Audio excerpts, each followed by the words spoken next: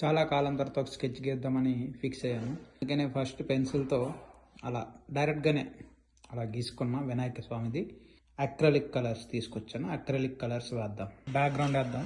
2 years తర్వాత పట్టుకున్న brush కరెక్ట్గా వేయలేకపోవచ్చు, అడ్జస్ట్ అయిపోవాలి మనమే. పిండి వంటలారగించి చిన్నారి చిట్టెలు కల భరించర లంబోదర.